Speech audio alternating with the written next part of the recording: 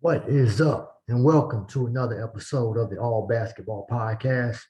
And once again, I'm your host, Maurice Dixon, coming to you on May 19th to talk a little about the NBA, which is winding down. And this will be another edition of Just My Thoughts, the 11th volume. Thank you for listening to the 10th volume. But now it's volume 11. Yeah, I got some things to say. We're at the conference finals of the NBA. In the East, we have the Miami Heat up against the Boston Celtics, 1 and 2 seeds. Then out West, we have third seed Golden State against the fourth seeded Mavs with the very impressive Luka Doncic of late. Not as of last night, that game was a blowout. You got to check it out, but it was 112-87. So Golden State goes up 1-0 in that series. You had Curry leading the way with 21 for the Warriors. Then for the Mavs, Doncic has 20, but it's pretty much everyone starting lineup just contributed well. And Jordan Poole came off the bench, had 19, shot well over 50%. And Golden State started well. And in the third quarter, I think they had like an 11-0 run. Curry had a couple threes. They did what they've been known to do during that 5-year run of going to 5 straight finals. Hit you hard, coming out of halftime, hit you with a big run, and you just can't recover. And Dallas never recovered. They were never really on. And I wasn't surprised that they had a drop off after that hot game 7 against Phoenix. Brunson did okay, 14 points.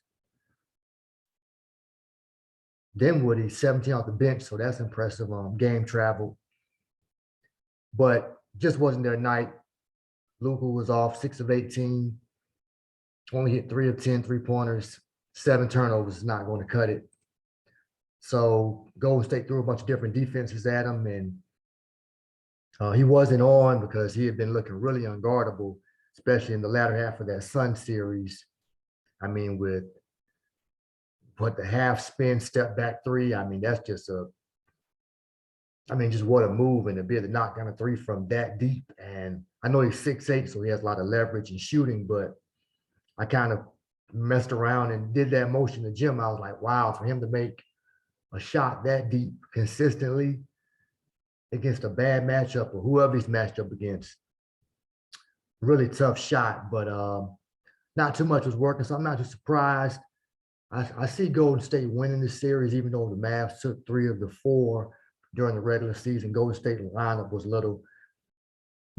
definitely had a player missing here or there, but I just think with their experience and their history a little bit, and I just didn't realize till late ever since they started going to the finals in 2015, they're 5-0 in conference finals. So maybe this year the streak ends, but Draymond, Curry, Coach Kerr, Klay Thompson, and you put Iguodala in there? Yeah, I think, because he was there, yeah.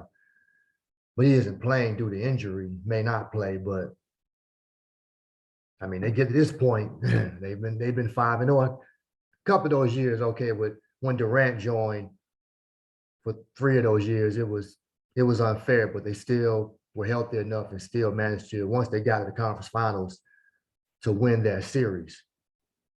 And so, and probably the toughest one they won was when they started the whole run, and was a continuation of the run in 2016 when they overcame that 3-1 lead to Durant, Westbrook, and the Thunder. So, we'll see what Dallas didn't start off their last series against Phoenix well. So we'll see what kind of adjustment Coach Jason Kidd and his staff makes, because the adjustments are coming.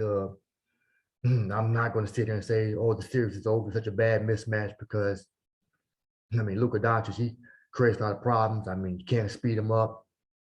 He's almost a bad matchup for almost every player. I he's pretty much he's becoming one of those guys you just hope he misses because you only can hope to contain him. You're not going to stop him. So, I mean, you more so want him shooting the three more than anything, especially if he's not hitting it. He's going to go to the post. He has great footwork, up and under moves, taking us back to when Dream were putting those moves on Shaq and David Robinson, those pivot moves to get those spectacular finishes. He has the footwork down like that. So definitely a tough matchup for almost everybody. And in that case, sometimes you have to trap, but in trapping and with the floor so spread, you're almost guaranteeing a spot up jumper from a professional, spot up 3-pointer from a professional who can hit those and shoot around. They might hit 10, 15 in a row just because it's just muscle memory and that's what they do. But you don't want to give those type of high percentage open looks, maybe not a high percentage shot, but shot has a 35 to 40% chance of going in. And so teams are going away from the double team so much and just accept the switch and hope that the percentages work in your favor. But a lot of times it seems like it's not working in your favor. So I don't know what the remedy is because I'm not out there. I'm not a coach. So that's for them to figure out. But maybe you just have to start doubling and just hoping you can get a rotation quick enough to not give up such a wide open shot. But we'll see what type of adjustments are made in that series. And also tonight we got game 2 between Boston and Miami down in Miami once again. So Jimmy Butler coming off a 41-point game, made 17 of 18 free throws, turned a lot of steals into easy baskets. Third quarter was a theme there too in that game because Boston was up at half. Miami stormed out, switched up some things on defense, and Tatum got sloppy with the ball. You already didn't have Marcus Smart or Horford, so you're down 2 key pieces there. And even though they started well, they played 3 of the 4 quarters pretty good. Definitely the first quarter and probably much of the second, but you can't turn over the ball like that. And then once Miami got hot, the crowd got into it. Role players like Max Strus and Gabe Vincent, undrafted guys, found their stroke, got good looks, and those shots go in. It just fuels your confidence because the crowd's behind you, and you got the rolling downhill, and the Celtics never recovered. But we'll see what kind of adjustments Ime Udoka and his staff make tonight, and they're expected to have. Smart has a chance coming back, but I just saw they lost Derek White due to personal reasons, and I think Horford might still be on the COVID protocol. So we'll see what type of adjustments are made from Boston, or if Miami can keep it going, continue to protect home court in that series. But overall, the next series right now, I came into it and I still like Boston. I think the 1-2 punch of Tatum and Brown and those other role players stepping up, experience of Al Horford, defense decision-making of Smart will be enough to push Boston past Miami this time. A couple of years ago in the bubble, they met the same point in the season. You had that spectacular block by Adebayo and that dunk attempt by Tatum. And Miami went on to win that series and go to the finals. I just think Boston in a different place. Obviously, they're going to have to, it'd be best to steal one of these games. If not, say they protect home court and get game 5. But I like Boston 6 or 7. I think they played well enough since the start of this calendar year and to keep it going and go to the finals and give us that matchup in the finals of Golden State Boston that everyone saw when I think it was the beginning of the 2018 season. I'm pretty sure when Gordon Hayward and Kyrie joined Boston, and that linked them up with Tatum. I mean, with Tatum, Brown, Horford was there, Smart was there, but it just didn't go well. Then Hayward got injured, and then Kyrie ended up getting injured, even though they did get to the conference finals against LeBron, pushing to a game 7. But those guys Tatum and Brown were so young, but that was a team I think had a lot of expectations that they're going to, with Cleveland being weakened and the Bucks not being there yet, there's really nobody else. I mean, yeah, a year later, Kawhi went to Toronto, but nobody was expecting Toronto to be a major player. I mean, be a good regular season team, but if they met LeBron in the finals, they were probably not going to win the series.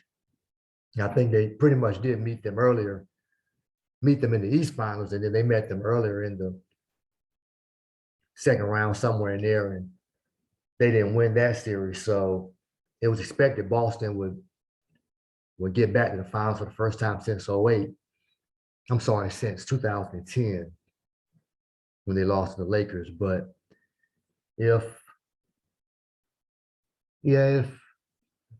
I'm expecting to see that, but wouldn't be surprised if Miami got there again. It'd be the second time in 2 years. I mean, it'd be a great coaching job by Eric Spoelstra and his staff and what they've done to get back to the finals again for him to get back without pretty much a super team. They have a very good team, well-balanced team, and especially this cast of characters with so many undrafted players, with Oladipo coming back from injury, and older Kyle Lowry, Jimmy Butler still playing at a high level, Hero, 6th man of the year, and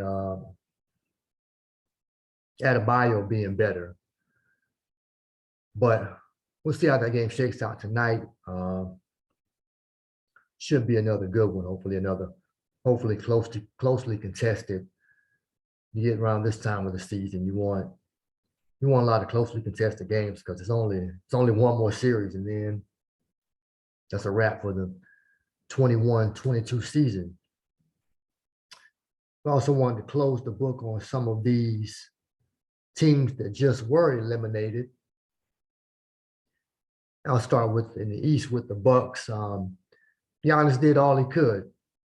I mean, with Middleton hurt, Boston playing great defense. Drew Holiday, good complimentary player, but probably needs to be your 3rd best player. Not consistent enough to be your 2nd best player. Well, consistent enough offensively. But props to him for that in that game 5, for the ability to get the steal. Get the block on Smart when it seemed like Smart was going to have for Holiday to leave his man, block Smart, not just block the ball out of bounds, but possess it, stay in bounds, then knock it off Smart and get the ball back.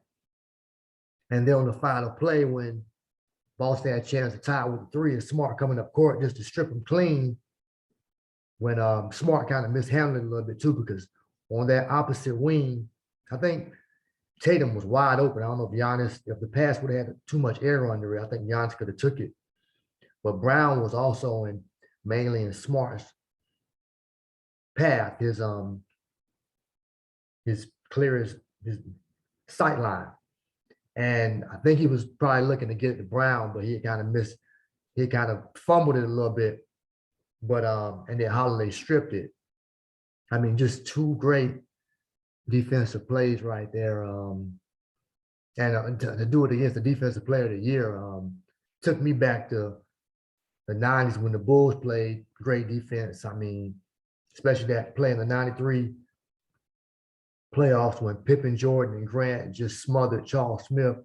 Everyone was screaming for Charles Smith to dunk the ball, but he really had never had time to by the time he possessed and tried to go up, either Pippen or Jordan was swiping it away, and then Grant was blocking against the backboard. So just one of those plays.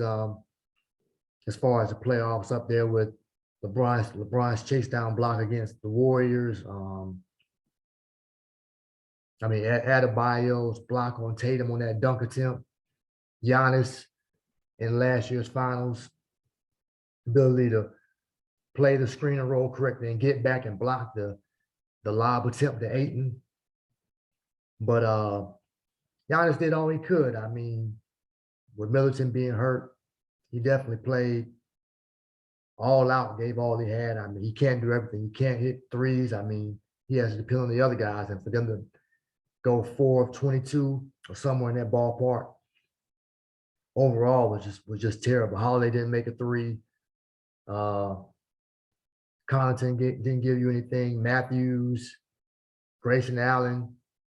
But as it's usually said and expected, when it comes to role games, sometimes role players' games don't travel. And that was definitely one case of it where they needed Middleton more than ever. And yeah, I guess Buck fans can be upset with some of their role players and saying maybe it is time to shake up the roster a little bit, get in some new reserves, new complementary players. But I mean, you can't expect so much from role players, especially on the road. If they give you a great performance, you take it, you're thankful, but most of the time it's just not meant to be, because on the other side, Grant Williams, he led the team in scoring for the first time all season, made 7 threes. I mean, he was at home. Those shots start going in, you start getting that confidence up, that building's getting louder and louder because that support's behind you. And he stepped up and knocked it down. I mean, Milwaukee gave it to him. They play more of a drop coverage. They will give up the three, the lower percentage shot, as opposed to anything closer to the rim. And they just caught up with him and burned them. I mean, for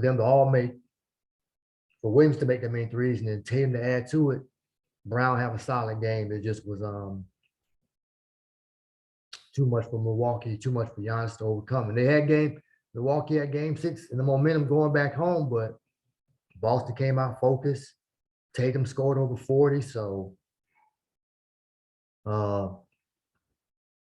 it just wasn't meant to be for the Bucks to defend their championship. And so you have to regroup, retool a little bit, come back stronger next year. Also, the other team in the East to get eliminated, the Philadelphia 76ers. I didn't think whether Embiid was healthy or not. I didn't see them beating the Heat. And Embiid had the thumb injury, the orbital fracture. He wore a mask. He gave him a boost in 2 good games, but then they came back home. So they went back to Miami in game 5 and just got handled, and that just carried over to game 6 and got handled again. And then Embiid he's off doing all he can, shooting less than made 6 shots, 6 of 20, somewhere in that range. Not a good night, but the guy's dealing with some serious injuries. And then the guy who they just brought in, Harden, he has a good start to the game, but then after halftime, he only takes 2 shots, no points. I mean, yeah, he did more than what Ben Simmons did in the 4th quarters of all those games against the Hawks last year, but 2 shots from James Harden? I mean, I've gotten on Harden many times on this platform before.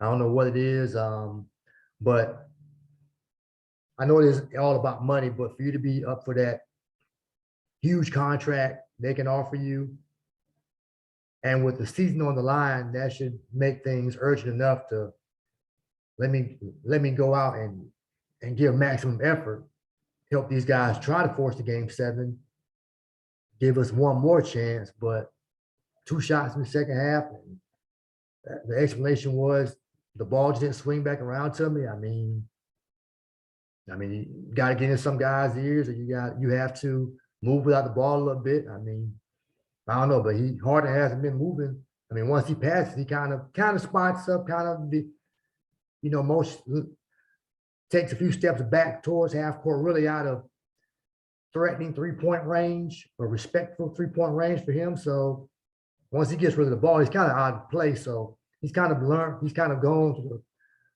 the side of not being able to play without the ball as well as he used to. I mean, OKC, I saw old clips. Yes, 10 years ago, but he was backdoor cutting, coming off of down screens, pin downs, if that's what you call them. Just doing a lot more without the ball. I know he's far from that player, but sometimes you have to just continue to play a little more basketball. It's just simple stuff, back cuts, or using the screen to get open. That's just simple stuff. I mean, go take Golden State, for example. I mean, as much movement as they have. I mean, him and Klay Thompson about the same age. He's even had has a better injury history than Klay Thompson, even though Harden might have a hamstring issue, but Klay Thompson still moving without the ball. I know the Golden State offense expects that. That's what you're doing in offense. You have to be willing to move and not be stationary. But I mean, Harden, you got to be a smart player, but just like he don't have the ball, he doesn't do much. So, but I know Miami has a good defense, but make them stop you. But I guess if he's not getting the foul calls, that rule changed, so that took away part of his gimmick, and step back isn't going. Then you seem like he just somewhat checked out. He maybe just thought, hey, probably not gonna win. I mean, this game didn't start that we're trailing this game. He just kind of checked out. Like some guys like, well, okay, hate to be like this, but it's just basketball in the grand scheme of things. Just not hungry enough to want to win. So I definitely don't think it would be wise for the organization to offer him all that money. I mean, Philly's in a tough situation. I mean, they got Embiid, but he's always a play away from possibly getting hurt. And then you bring in this guy Harden. Yeah, he's older now, and I mean that just wasn't what you wanted to see. I mean, we need more. We brought you in to be a 1-2 punch. Yeah, Max is on the rise, but we need you to be a major facilitator. We need you to put some shots up, and for him not to, and I somewhat predicted this not too long ago on one of the shows with a bunch of other guys, and I asked the question: Is this the beginning of Harden's fall off? I wasn't saying I want people to hear me clearly that I didn't think he was falling off, but are we starting to see some fall off? And it seems like we have. I mean, and when you look at the games played, he's played more games than Larry Bird. He's played more games than Magic Johnson played, I'm pretty sure. I don't think he has as many as Isaiah Thomas, but drafted in 2009 was 13 basketball seasons, plenty of miles. Everybody doesn't get this long tenured career. I mean, on average, you probably get about, if you're lucky, you're blessed, 15, 16 years. So 13 years, I mean, put a lot of work in Houston, got to plenty of conference finals, could never get over the hump, couldn't get back to finals with his own team. So they just got some major decisions, a lot of questions there. Just not as many questions, but good amount of questions there. Is the team up against the team he came from in Brooklyn. Memphis lost to the Warriors 4-2. John Morant got hurt. I just think experience. They just need more experience. This was a good lesson for those guys. Definitely John Morant has to be healthy first and foremost. And after that, they just got to find some consistency in those second and third spots. I mean, Desmond Bane came along, showed a lot this year. And Jaren Jackson too. Still going to have to work out the fouling issues. And as Barkley asked, he said, what Jaren Jackson's playing. He doesn't know why, but Jaren Jackson decided to play soft. I mean, Jackson's going to have to get away from that style of soft play at times. I mean, maybe settling for too many threes when you have a size advantage. But I mean, otherwise, excellent season for Memphis to finish second in the conference when nobody thought they would. Push the Warriors to 6 games. John Morant to ascend to another level. Definitely on the path of to be a superstar. I see him and Luka. I mean, things work out. Storylines are leaning their way to start getting more MVP recognition and being in a lot of MVP discussions, even more starting next year. But I think it just came down to experience for them. You kind of have to deal with failure in the NBA to a certain extent most of the time before you eclipse some things and go to the next level. So good season for them. And finally, Phoenix. Wow, they were down 57-27 at the half against Dallas in a game 7. And Luka Doncic had 27 points to match them.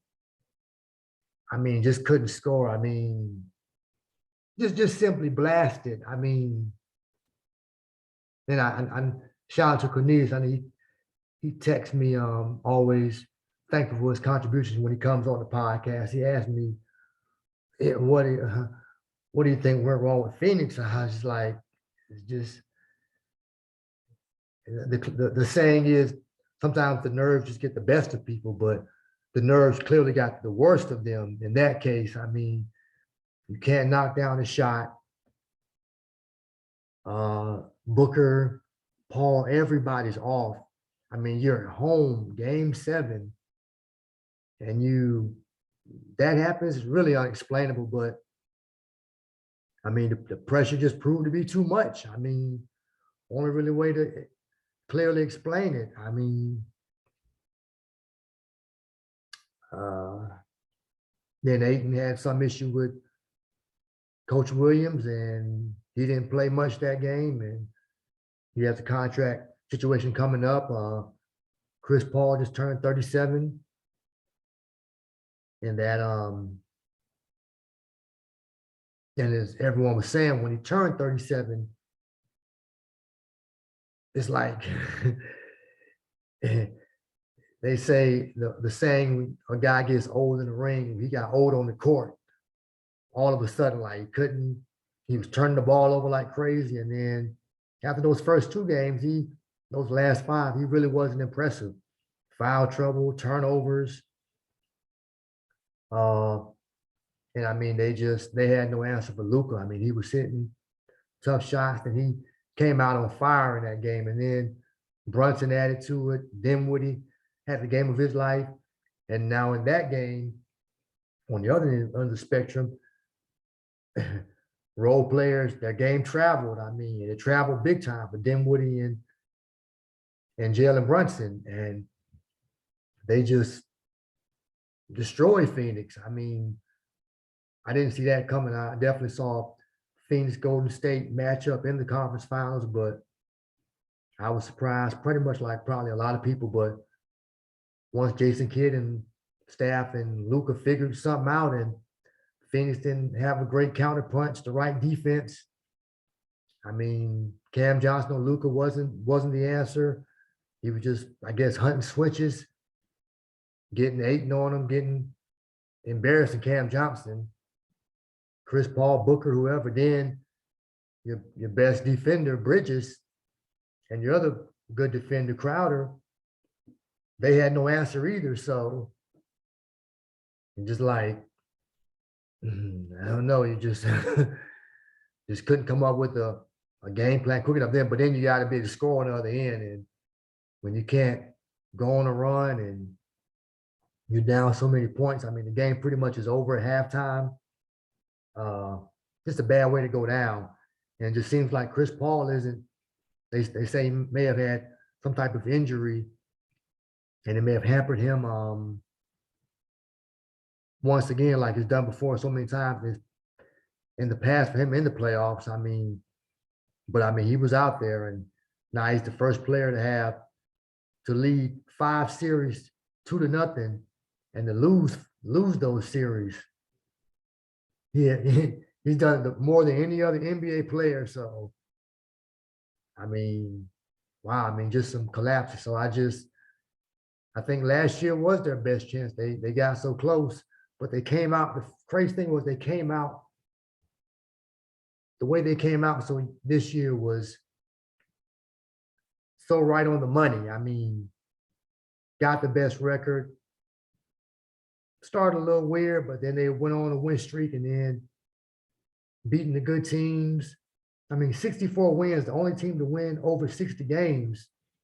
And then for it to crash and burn like this is it's just puzzling. Then just and I guess even more just, yeah, for you to have game 7 at home and you just get run off the court by a team that's not that experienced. I mean, not as talented overall. It can be argued, but they probably have they have the best player on the floor. With Dallas had the best player on the floor with Luka, but I mean, Phoenix had a good team. I mean, pretty much for sure top 5 in defense and offense. So one of the best teams when it came down to the clutch. And Chris Paul just got old on him. Booker had a cold game, and Bridges crowded defense. Nobody can make shots. It's just puzzling. So I think they'll be among the pack next year, but going to have to retool to an extent.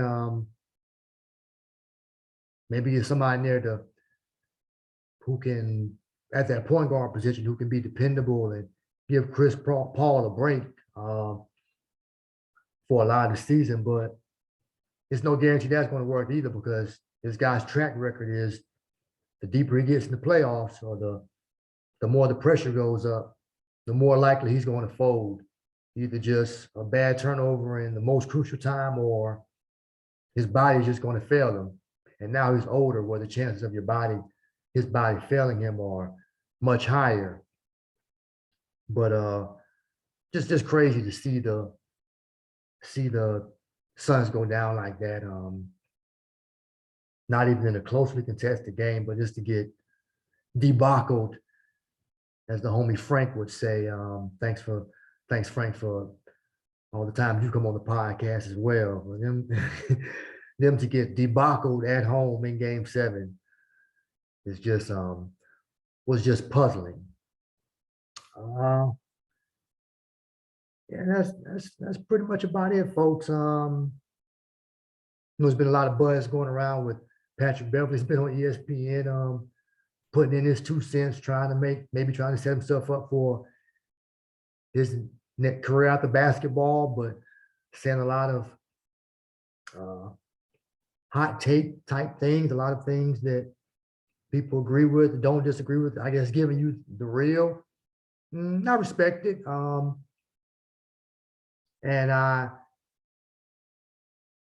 And it's been pointed out, maybe he's a little biased because he's been getting on Chris Paul, but then he just recently said the hardest to get the max.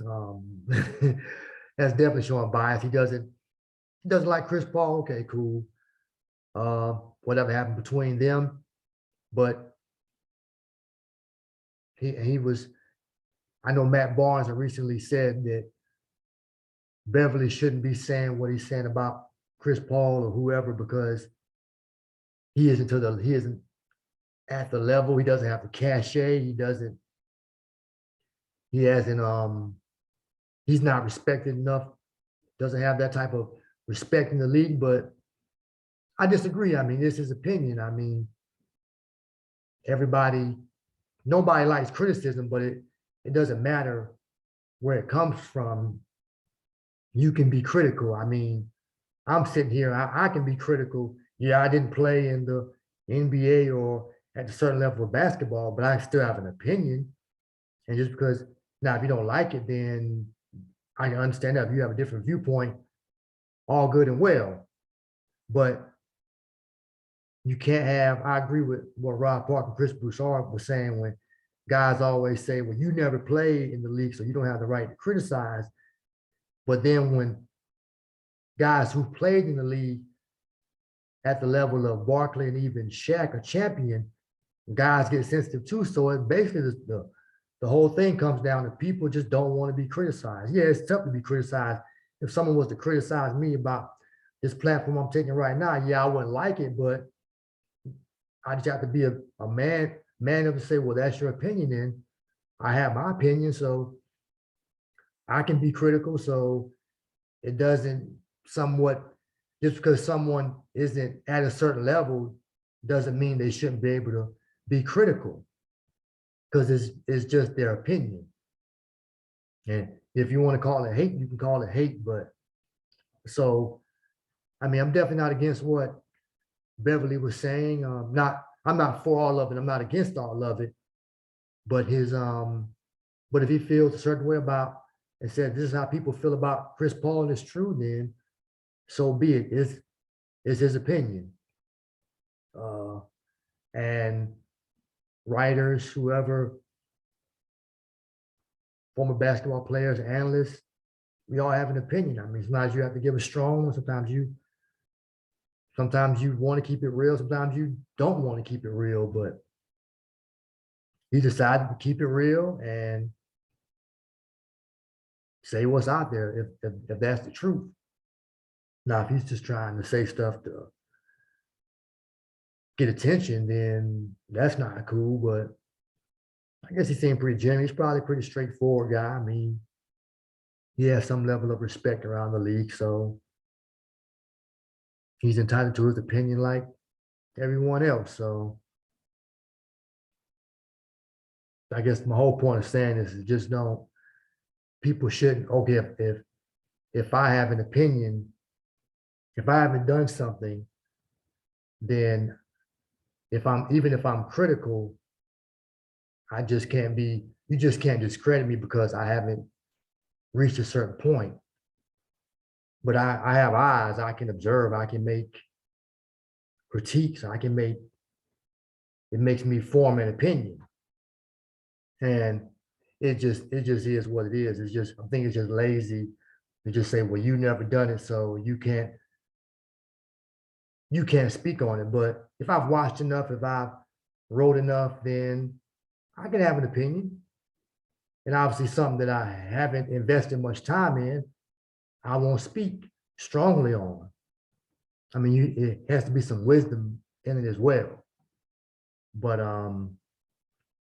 because when it comes down to it, it's been proven whoever's being critical, it doesn't matter who it's coming from.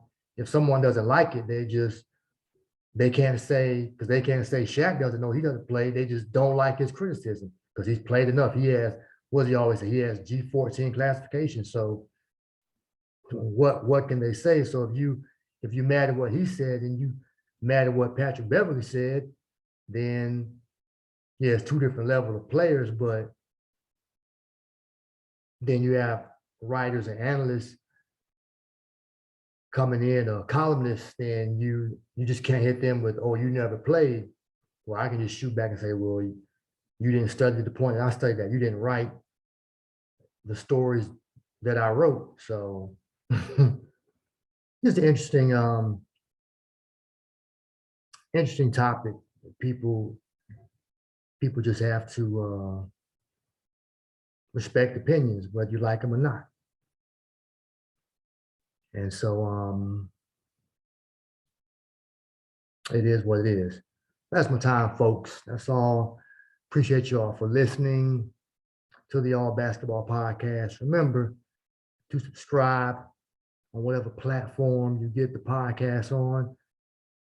And also on YouTube, just easy search of All Basketball Podcast, and Spotify, Google, Apple, wherever.